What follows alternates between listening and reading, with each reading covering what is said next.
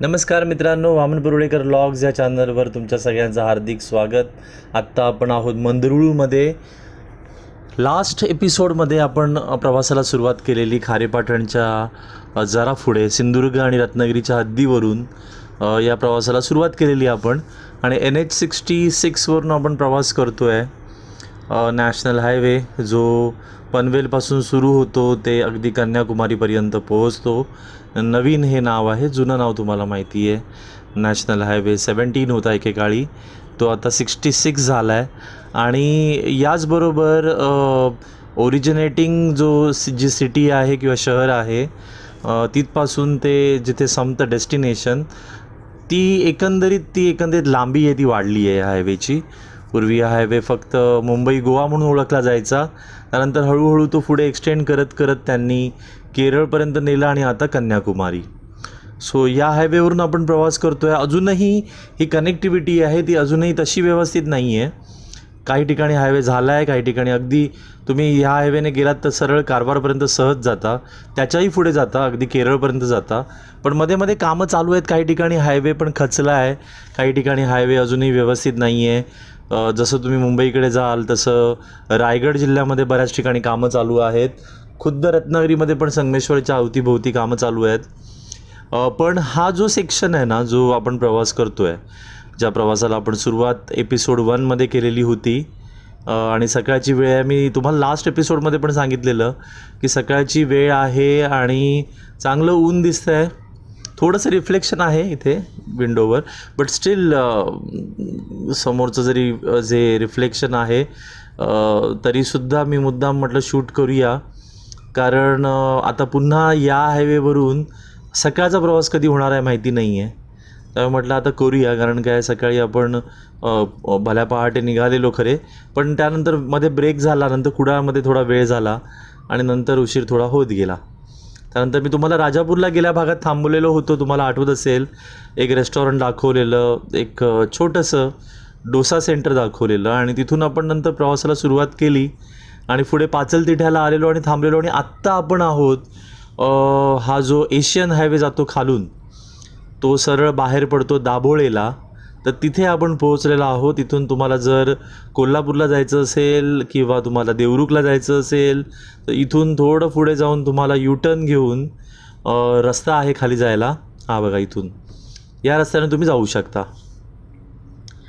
So पुन्हा एकदा आपण या नवीन एपिसोडला सुरुवात केली आहे आणि या नवीन एपिसोडमध्ये बघा सुरुवातीलाच आपल्याला समोर गाड्या मोठ्या मोठ्या दिसत आहेत। आता थोडी अवजड वाहनं दिसायला लागली आहेत आणि या अवजड वाहनांना आपण हळूहळू ओव्हरटेक करतो आहे। एक घाई नाही आहे आपल्याला, प्रयत्न करतो आहे आपण की लेनची शिस्त पाळावी।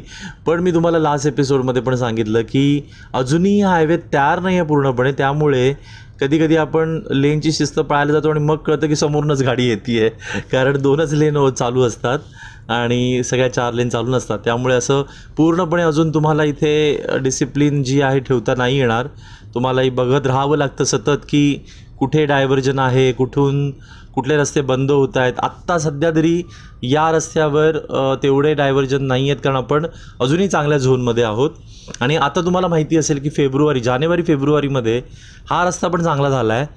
हा जो समोर बोर्ड दिसतो आहे इथपर्यंत रस्ता अगदी कोरोनापासून चांगला होता इथपर्यंत, कारण मी नेहमी इथे व्हिडिओ करायचो, त्यावेळी इथून व्हिडिओ करायचो हायवेचे। आणि इथे एक ती ग्लास कंपनी होती, तुम्हाला आठवत असेल, मला नाव नाही आठवत आता त्याचं, ही मुचकुंदी नदी आहे त्याच्यावरचं ब्रिज, आणि इथून हा हायवे सिंधुदुर्गकडे जाणारा जो हायवे होता तो चांगल्या स्थितीत पूर्वी पण होता।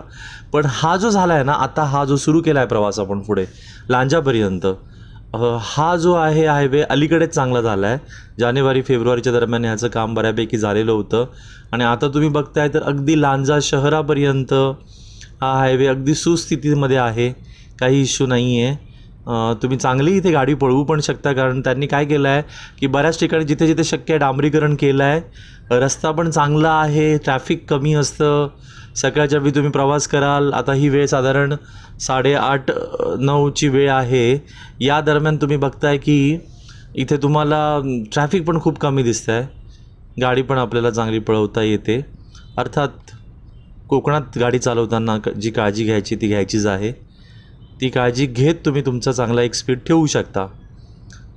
आता इथे वाकेड आलं आहे, मागे गेलं वाटूळ, आता वाकेड आलं आहे आणि इथे एक ब्रिजचं काम चालू आहे. मे बी कदाचित पादचाऱ्यांच्या सोयीसाठी वरून ब्रिज काढत असावेत, एक शक्यता आहे. मी त्याची काही चौकशी नाही केली आहे, पण तुम्हाला समोर दिसतं आहे बघा, सुंदर असा एक डोंगर दिसतो आहे. त्या डोंगरावर झाडं आहेत, पूर्णपणे मस्त झाडं आहेत, हिरवीगार. अजून पावसा नाही आला आहे, पण पावसाचे पूर्ण संकेत आहेत पुढच्या आठवड्यात. आज आहे 14 जून, सो पुढच्या आठवड्यामध्ये मोठा पाऊस येण्याची शक्यता आहे. त्यामुळेच मी माझी रिटर्न जर्नी सुरू केली. म्हटलं थोडी कामं आटपेन आणि पुन्हा पुढच्या आठवड्यामध्ये जर पाऊसच येणार असेल तर हवामान खात्याच्या अंदाजानुसार तर विश्वास ठेवूया म्हटलं ह्यावेळी हवामान खात्यावर. आणि कदाचित जर पाऊस आला 20 तारीखपासून 21पासून जर, तर मग कदाचित हे शूटिंगही करता येणार नाही एवढ्यात, कारण पावसामध्ये जरा वेगळं चित्र असतं. आत्ता जसं दिसतंय तसं दिसणार नाही, तर म्हटलं आता शूटिंग करून ठेवूया. इथे बघा किती सुंदर वाटतं आहे. आणि मी मागे पण म्हटलं आहे मागच्या एपिसोडमध्ये की आत्ता तुम्हाला बऱ्याच ठिकाणी या कोरोनानंतरच्या 3 ते 4 वर्षामध्ये झाडं चांगली दिसायला लागली आहेत. इथे हे चित्र नव्हतं एक 4 वर्षापूर्वी, 3 वर्षापूर्वी तुम्ही इथे प्रवास केला असेल तर एकदमच रखरखीत वाटायचं, पण आता तशी परिस्थिती नाही आहे. बऱ्याच ठिकाणी मी तुम्हाला सावली पण दाखवली त्या झाडांची पडणारी, ती अजून पडावी, अजून झाडं लावावीत. असं नाही मी की समाधानी आहे मी, असं नाही आहे, पण जास्तीत जास्त झाडं इथे लावली जावीत. प्रशासन त्या दृष्टीने प्रयत्न करतच आहे. बरेच जे ऑर्गनायझेशन्स आहेत, आमचं कॉलेजही त्यामध्ये सहभागी झालं होतं. आम्ही गेल्यावेळी जे आमचं जे वेगळ्या वेगळ्या ज्या ॲक्टिव्हिटीज असतात त्या ॲक्टिव्हिटीमध्ये एक वृक्षारोपणाची पण ॲक्टिव्हिटी घेतलेली होती आणि ती याच दरम्यान कापडगावमध्ये घेतलेली होती. इथे नाही, ती पुढे. कापडगावमध्ये काही झाडं आपण लावलीत आणि त्याची काळजी घेण्याचं पण तिथल्या ग्रामपंचायत वगैरे ह्या लोकांनी, तिथल्या एरियातल्या लोकांनी ते कबूल केलं होतं आणि आहेत बऱ्यापैकी झाडं. काही झाडं मात्र भरावात गेलीत, साईडला त्यांनी भराव टाकला आहे, सो तो काळजीपूर्वक न टाकल्यामुळे त्यामध्ये बरीच झाडं गेलीत. बट स्टील सीड्स तर आपण टाकतच जातो, त्याचा फायदा होतो, नंतर ती झाडं उगवली जातात तिथे. आता बघा किती सुंदर वाटतं इथे. हा परिसर खरंच छान आहे. जसं तुम्ही लांजाकडे जवळजवळ येता लांजाच्या, त्यावेळी एकतर हायवेचं काम पण छान झालं आहे. तुम्ही बघाल की आजूबाजूला पण जी रंगरंगोटी आहे, जी दिशादर्शक फलक आहेत किंवा जे काही डिवायडर वगैरे आहेत हे त्यांनी रंगवलेत, त्यामुळे छान वाटतात. बाकी इथे बघा, इथे पण तुम्ही बघताय खिंडसारखं थोडंसं वाटतं आहे. बऱ्याच ठिकाणी हे झालं आहे, कारण जिथे जिथे शक्य होतं तिथे तिथे प्रयत्न केला आहे यांनी की हायवेचं जे मोठं टर्न असेल ते काढावं. अर्थात सगळीकडेच ते शक्य नाही झालं आहे, मलाही माहिती आहे, पण बऱ्याच ठिकाणी ही टर्न्स जी आहे ती काढली गेलीत. बऱ्याच ठिकाणी खिंडीसारखा भाग दिसतो, जे आधुनिक खिंड तयार झाली आहे. 2 डोंगर, एक डोंगर त्याच्यामध्ये फोडून रस्ता तयार केला आहे, असं केलं आहे त्यांनी. तर बऱ्याच ठिकाणी असं दिसतं आणि ते चित्र पण जे आहे सुखद वाटतं. इथेही बघा तुम्हाला, इथे साईडला तुम्हाला बघा झाडं दिसत आहेत. इथे ही जुनी झाडं पण आहेत काही शाबूत, आणि बाकी आजूबाजूला झाडं तर दिसतातच आहेत. तर हे एक चांगलं पॉझिटिव्ह चित्र आहे. बाकी आता लांजा जवळ आलं आहे मित्रांनो, आणि लांजाच्याही पूर्वी हे ब्रिज, इथे अवजड वाहनं असतात नेहमी. हां, तर लांजाच्या पूर्वी हे जे मंदिर आहे ना, जे हॉटेल आर्यप्रसादच्या अलीकडे कुवेमध्ये आपल्याला हे जे मंदिर मिळतं, त्या मंदिराचं आता काम जोरदार चालू आहे. आणि गेल्यावेळी पण मी हे तुम्हाला मंदिर त्या बाजूने येताना दाखवलेलं होतं की काम चालू होतं. तसंच आता थोडी गाडी मी स्लो केली. बाकी इथे बरीच हॉटेल्स आहेत या एरियामध्ये, आर्यप्रसाद वगैरे बरीच हॉटेल आहेत. सो त्यामुळे जे फ्रिक्वेंटली ट्रॅव्हल करतात मुंबई गोवा हायवेवर, आणि विशेषतः या भागात म्हणजे लांजा किंवा राजापूर या भागादरम्यान कधी जेवायला थांबतात, त्यांना माहिती आहे की इथे बरीच हॉटेल आहेत आणि त्यात आर्यप्रसाद वगैरे ही चांगली हॉटेल पण आहेत. पुढे साई दरबार वगैरे पण आहे. सो हॉटेल चांगली आहेत ह्या भागात. आणि आता आजचं तर दृश्य खूप छान आहे. कदाचित पुढच्या आठवड्यात जोरदार पाऊस येईल, पण आत्ता तरी सध्या छान चित्र वाटतं आहे की बऱ्यापैकी निरभ्र आहे आकाश, आणि फक्त समोर दिसत आहेत ते शुभ्र सफेद जे ढग दिसत आहेत ते छान वाटत आहेत. एखादा वॉलपेपर असावा तसं चित्र वाटतं आहे. आणि त्यात हा रस्ता जो छान झाला आहे, छान वाटतो आहे सध्या तो रस्ता. त्यामुळे एकंदरीत एक वेगळा अनुभव येतो. इथून आता पेट्रोल पंप पण जवळ आहे. आणि आता लांजा आलं की मी लांजा तुम्हाला शहरामधली परिस्थिती दाखवेन. ती अजूनही बिकटच आहे, फार काही बदल नाही झाला आहे. मी जवळजवळ आता 2 वर्ष व्हिडिओ करतो आहे. जेव्हा जेव्हा मी सिंधुदुर्गात जातो तेव्हा येतो रिटर्न त्यावेळी किंवा जाताना. पण ती लांजा शहराची परिस्थिती काही फारशी बदलत नाही आहे आणि आत्ताही त्याच्यामध्ये फारसा बदल नाही झाला आहे. आपण पुन्हा एकदा आजही याही भागामध्ये बघू कामाची प्रगती कितपर्यंत झाली आहे लांजा, विशेषतः लांजा शहरात. समोर आपल्याला लाल परी दिसती आहे. आपण ओव्हरटेक करूया. कुठल्या आगाराची आहे ते बघूया आपण. एक इंटरेस्टिंग असतं, मी ज्यावेळी प्रवास करत असतो ना त्यावेळी आगार आणि गाडी चेक करत जातो राजापूर. पण ड्रायव्हर मात्र आपला स्पीड कमी करायला तयार नाही आहे. अर्थात आम्हाला काही घाई नाही आहे, पण थोडासा चढाव आला की मग हळूच त्यांचा स्पीड कमीच होतो. आता हा थोडा चढाव येतो आहे. ठीक आहे, आता ओव्हरटेक होईल, कारण काय मुळातच बसचा जो वेग आहे तो कमी होतो. अशा प्रकारे आपण लाल परी जी आहे सगळ्यांची आवडती, महाराष्ट्राची लाडकी, त्याला ओव्हरटेक केला आहे आणि पुन्हा एकदा आपण आपल्या लेनमध्ये रिटर्न येतो आहे. प्रयत्न करावा आपण आपली लेनची शिस्त पाळावी. आणि सगळ्यात महत्त्वाचं या सेक्शनमध्ये प्रवास करताना, विशेषतः कोकणामध्ये, तुम्ही जरा स्पीड कंट्रोलमध्ये ठेवा आणि बघत राहा की कोण हे बघा क्रॉस करत आहे. बघत राहणं खूप गरजेचं आहे. समोरून कोणी येतं आहे का, क्रॉस करतं आहे का, कारण एकतर लोकांनाही दोष पूर्णपणे देता येत नाही. फार विचित्रप्रमाणे इंटरसेक्शन काढलेले आहेत. काही गावांना जायलासुद्धा रस्ता व्यवस्थित नाही आहे, खूप फिरून वगैरे यावं लागतं. असे बऱ्याच ठिकाणी उलटंसुलटं. आता आम्ही रत्नागिरी शहरात पण बघतो, जे हायवेचं काम चालू आहे ते, की बाजूला एखाद्या वाडीत जाणं पण खूप डिफिकल्ट झालं आहे. सो हे सगळ्या गोष्टी असल्यामुळे अचानक असं होतं, त्यामुळे लक्ष ठेवून राहणं गरजेचं असतं.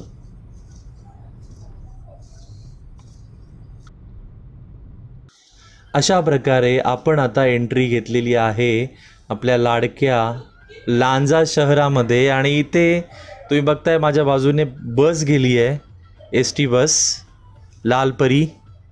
आणि इथे काम जोरदार चालू आहे. हे बघा तुम्हाला आता दिसतंय आहे. अर्थात जोरदार काम गेली अनेक वर्ष चालू आहे, पण आता खरंच थोडासा वेग वाटतो आहे मला. पण आता कोण ह्या गोष्टींना सिरियसली घेणार आहे, कारण गेली अनेक वर्ष भिस्त घोंगडा आहे एक प्रकारे. प्रत्येकजण सांगतो नाही नाही नाही, ह्या 1 वर्षात होऊन जाईल, ह्या 5 महिन्यात होऊन जाईल, ह्या 4 महिन्यात होऊन जाईल. बाकी मी दोष देत नाही, बाकी चांगला झाला आहे हायवे. तसं बघायला गेलं तर जवळजवळ 80% काम झालेलं आहे, 90%, काही लोक 90% म्हणत आहेत. चला आता इथे पण बघा, इथे सुद्धा काही जोर दिसत नाही. तर मला असं वाटतं आता की कारण जर पुढच्या आठवड्यात पाऊस पडणार असेल तर पुढचे 2 ते 3 महिने काही काम होत नाही आता. आणि गणपतीच्या दरम्यान मग पुन्हा कामाला सुरुवात होईल, किंवा काही प्रमाणात काम करत राहतील हे, कारण पाऊस जर थोडा कमी झाला मध्ये तर काही प्रमाणात काम करता येईल. पण तरीही तेवढं काम पूर्ण होणार नाही. आणि मला नाही वाटत की गणपतीला ज्यावेळी चाकरमानी येतील त्यावेळी त्यांना हे ब्रिज पूर्ण झालेलं दिसेल. थोडं अवघडच आहे. बाकी इथे ट्रॅफिक जॅम होत असतं सारखं. मुद्दाम हा पार्ट मला दाखवायचा होता तुम्हाला. मी हा सेक्शन झाला म्हणजे हे शहरातला जो भाग आहे तो संपला की हा व्लॉग इथे थांबवेन, म्हणजे सेकंड पार्ट इथे थांबवेन, कारण परत पुढे मोठा प्रवास करायचा आहे. आधीच हा जो 14-15 मिनटाचा आपला शूट झाला असेल, तर त्यानंतर पुन्हा मोठे मोठे व्हिडिओ करत बसण्यापेक्षा, कारण काय होतं 20-25 मिनटाचा व्हिडिओ केला की एका पर्टिक्युलर टाईमनंतर लोक कंटाळतात. सो मी जरा शॉर्ट करायचा प्रयत्न करतो आहे. तरी या 15 मिनटाचा तरी होईल, 20 नको, 15-16 मिनटाचा करू आपण. इथे बघा, इथे सुद्धा पिलर दिसत आहेत तुम्हाला. आणि आता बऱ्यापैकी आपण आत्ता जे लांजा शहर आहे त्याच्यातून बाहेर पडतो आहे. आणि इथे पण बिल्डिंग कल्चर आलेलं आहे मोठ्या प्रमाणावर. मला वाटतं पुढच्या अजून 2 ते 3 वर्षामध्ये लांजाचं कणकवली होणार आहे किंवा लांजाचं कुडाळ होणार आहे. रत्नागिरी तरी होणं कठीण आहे, कारण रत्नागिरी एक सेंट्रलाइज शहर आहे. खूप डिफरन्स आहे रत्नागिरीमध्ये आणि इथे खूप सेंट्रलाइज विकास झाला आहे. सिंधुदुर्गमधला जो विकास आहे तो थोडासा डिसेंट्रलाइज आहे. त्यावर काहीतरी नंतर आपण चर्चा करू. आत्ता हे सुंदर जे दिसतं आहे ना आजूबाजूला निसर्ग चित्र, ते पाहावंसं वाटतं आहे. माडांची झाडं दिसत आहेत आणि झाडं बऱ्याच प्रमाणात आहेत, ही राहू दे एवढीच प्रार्थना करेन. आणि हा व्हिडिओ मी आता इथेच थांबवेन, कारण आपण शहराच्या बाहेर पडलोत बऱ्यापैकी. सो मी कंटिन्यू करेन, पुन्हा इथूनच सुरू करू आपण पुढून आणि अगदी देवदेव वगैरे फाटा घेत वगैरे आपण पालीपर्यंत जाऊ आणि पालीतून रत्नागिरीत पण जाऊ. तोही भाग मी लवकरच अपलोड करेन. धन्यवाद मित्रांनो. आणि जर हा व्हिडिओ आवडला असेल तर नक्की शेअर करा. धन्यवाद.